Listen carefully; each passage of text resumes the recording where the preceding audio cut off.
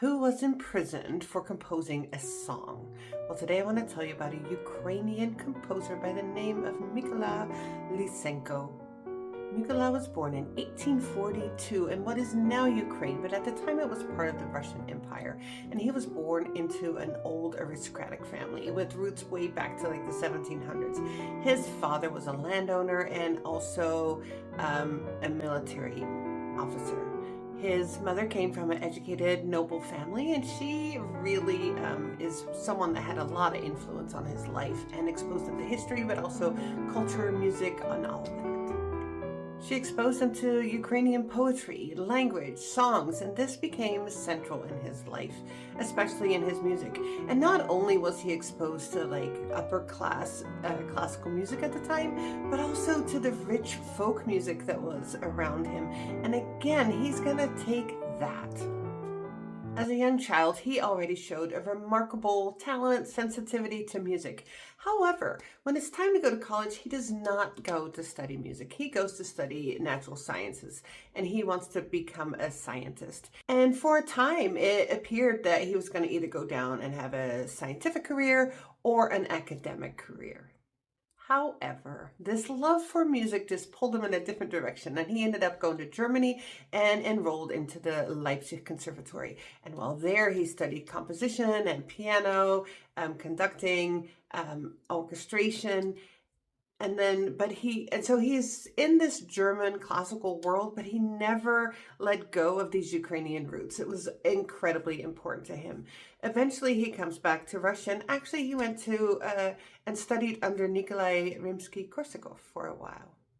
And then at one point, he meets this singer. She's of Irish descent, but she's raised in Ukraine, Olga, and they end up getting married. And it didn't last. They ended up separating. And then later on, he meets another lady by the name of Olha, and they have several children together and have a lifelong partnership.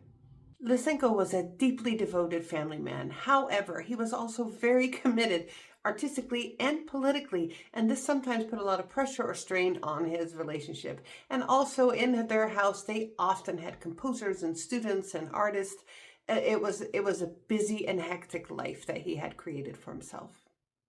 One of his greatest contributions to music was as an ethnomusicologist and a folklorist, and he would go around the countryside gathering all the old music, all the folk music. A lot of Ukrainian culture was subdued at the time. They weren't very happy. Everything had to be Russian, but he was collecting this.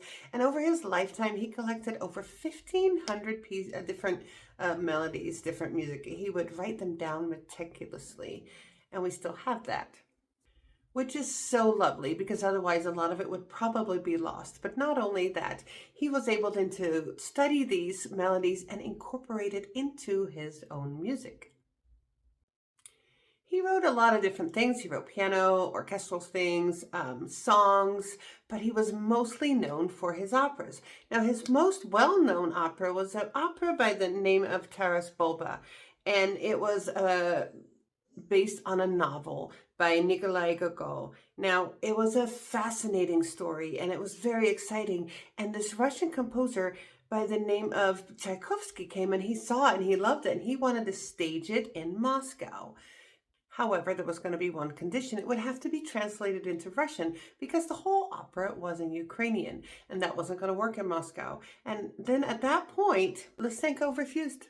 He said, no, I know this is a big opportunity, but you cannot take away the language from the story, from the music. It is Ukrainian. The music is Ukrainian. The story is Ukrainian. Everything is Ukrainian. We're not going to make it Russian. So he let go of this huge opportunity. That's how devoted he was to further the Ukrainian culture. But it wasn't just through his art that he was trying to further a Ukrainian culture. It was also political. Now, in the late 19th and early 20th century, the Russian Empire put major restrictions on anything that was culturally, linguistically Ukrainian, and he refused to adhere to this. He actually composed a song that supported the Russian Revolution and also the Ukrainian political movements in 1905. And so it became a little more popular, and by 1907, he was arrested and imprisoned for this.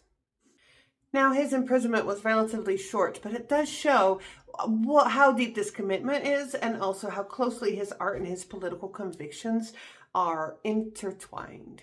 So, of course, following this logic, he believed strongly that Ukraine needed its own musical educational institutions.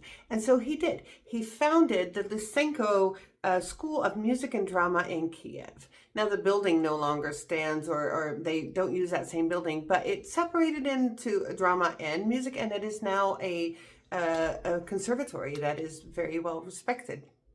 But this was very groundbreaking because it was the first place where they were really using the Ukrainian language, the Ukrainian repertoire, and not only that, they were instructing the bandura, which is a traditional Ukrainian instrument.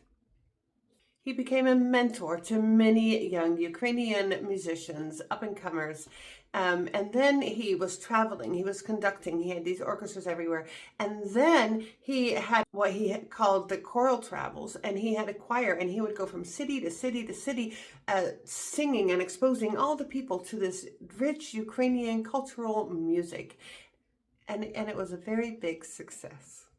Not only did it help spread national cultural awareness, but it also brought folk songs, mountain songs into the concert halls.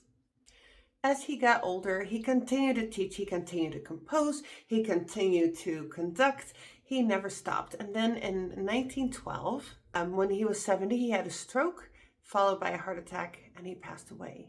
Now, his funeral was a big national event. Thousands of people attended his burial, and also choirs were singing his music all over the country. What a tribute to this man that had worked so tirelessly on preserving the culture through music of Ukraine. And today, Lysenko is remembered as the founding father of classical music of Ukraine. He wrote 10 operas, over 120 vocal and chamber works. He wrote hundreds and hundreds of choral compositions. And not to forget, he preserved over 1,500 of these folk songs that he found.